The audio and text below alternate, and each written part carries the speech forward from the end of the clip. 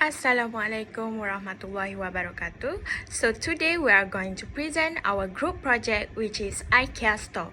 So I'm gonna introduce you the group member. The first one is Hakam Daniel bin Hassan Hafizi. The second one is Amirul Azri bin Muhammad Noor. The third one is Muhammad Shahir bin Ismail. The fourth is Nur Fadlin Hanis binti Kasin. And lastly is me, Nur Shaira Nazira binti Muhammad Azan. For introduction, a sustainable retail establishment that complies with national and international requirements. IKEA Ceras, a two-story facility with 50 seat showroom, 780 seat restaurant, and more than 1,700 parking space in 2 underground car parks, hold the title of the largest IKEA shop in Malaysia. In accordance with the requirement of the Green Building Index, which is GBI, Goal and Leadership in Energy and Environmental Design, LEED Goal, ARUP provided a multidisciplinary design solution with energy efficient and sustainable element.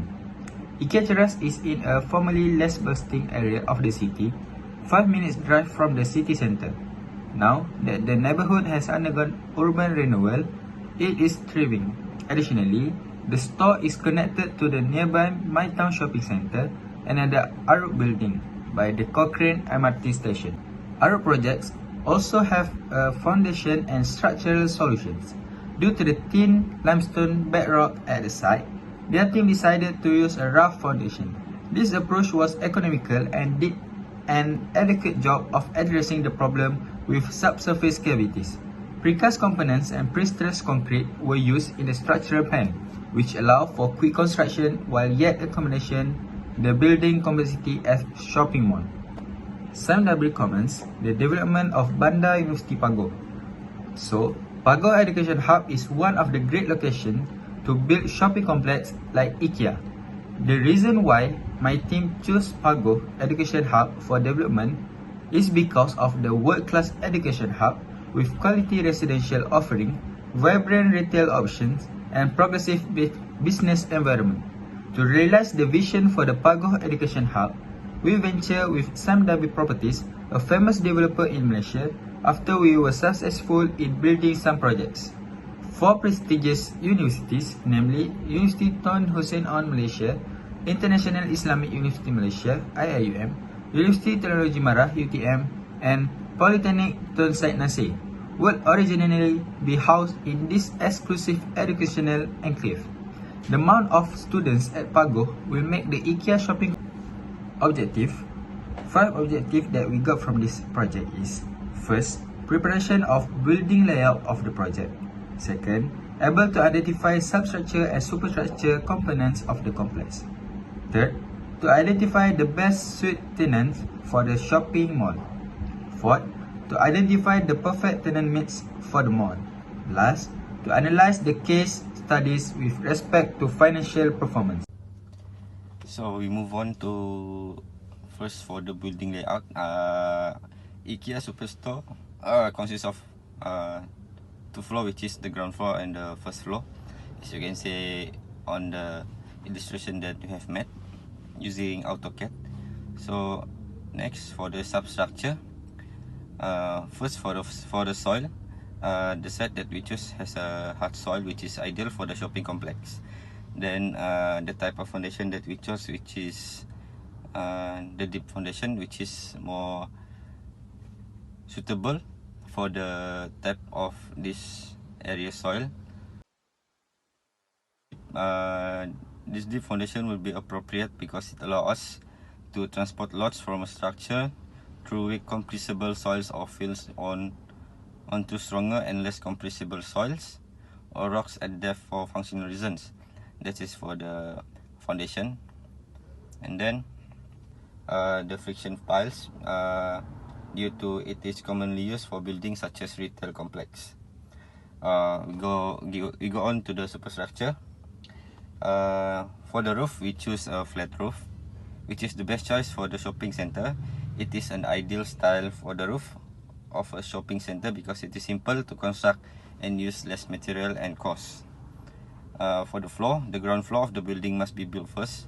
This floor will be structurally support the content and user of the space. And then for the upper floor, the concrete need to be cured at postponed drying shrinkage until the concrete is strong enough to resist shrinkage breaking. So next,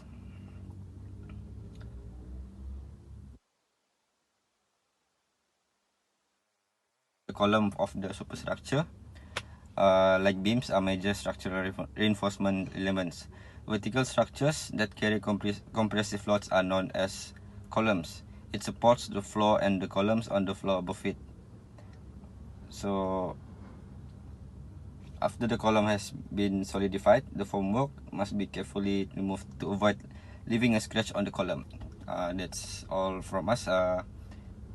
We can see all the illustration that have been made manually by AutoCAD is referred by all of these characteristics. Thank you. Today I will present about the substructure component of the complex. First is type of soil. The site we choose has hard soil, which is ideal for the shopping complex. This will provide a solid foundation for the facility. Hard rock strata have a high capacity for soil holding and are relatively stable and durable. It has a high bearing capacity and can support structures without shrinking or expanding. The type of foundation is, we assume that a deep foundation would be appropriate for the shopping complex due to the kind of soil. Because the retail center is larger than conventional structures, the deep foundation would be appropriate because it allows us to transport loads from structure through weak compressible soil or fuse it onto stronger and less compressible soil or rocks at depth for functional reasons. Next, type of piles. Since we choose a deep foundation, we must use friction piles, which are commonly used for buildings such as retail malls. Friction piles are useful when the strong strata are very deep, and bearing piles are becoming economically prohibitive. Friction piles can successfully serve the function in such instance by resisting the acting weight via skin friction. Friction piles also provide structural support by transmitting their load to layers of soil or rock with appropriate bearing capacity and suitable settlement characteristic. Okay. Next, I will present about the superstructure component of the complex. Before we begin construction, we must identify the superstructure component for the complex so that it can maintain its solid inside. This will prevent the shopping complex from crumbling after more than 50 years. A superior material or manner of construction will reduce or eliminate the need for the maintenance. First, the roof. A flat roof is the best choice for the shopping center. It is an ideal style of roof for a shopping center because it is simple to construct and use less material. Flat roof are less expensive than sloped roof.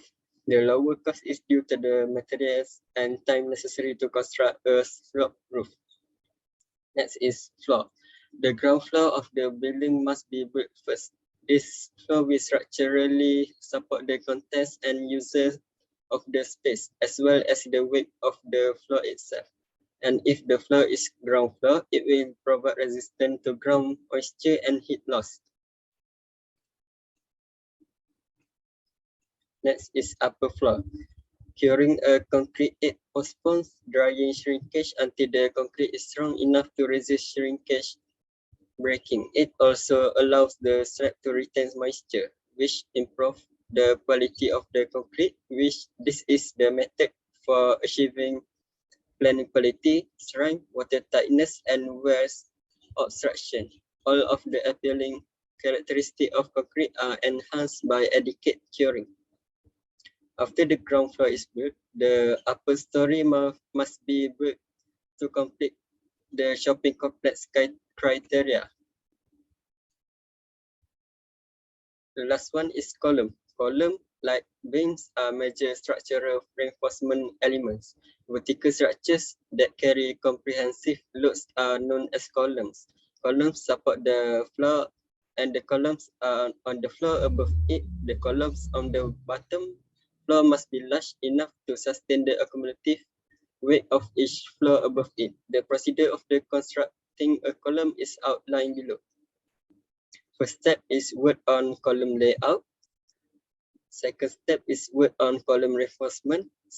Third step is pouring concrete column. Last step is detach the column formwork. Okay, that's all from me. Thank you. So I'm going to tell you about costing. The project cost management is a method that uses technology to measure cost and productivity through the full life cycle of enterprise level project. There were few steps. How do we costing our project? The first one is we compile a list of tasks and the resources required to complete that. And the second one is identify and allocate resources to tasks based on your team capacity. And the third one is estimate the task length to create a project schedule. The fourth one is calculate the project cost based on a chosen estimation method. So this slide shows the cost that we manage in our project. The project solution is further developed in as much depth as possible during the following phase known as planning, and there are procedures required to achieve the project's goal are planned. The team identifies all of the work that needs to be done in this step.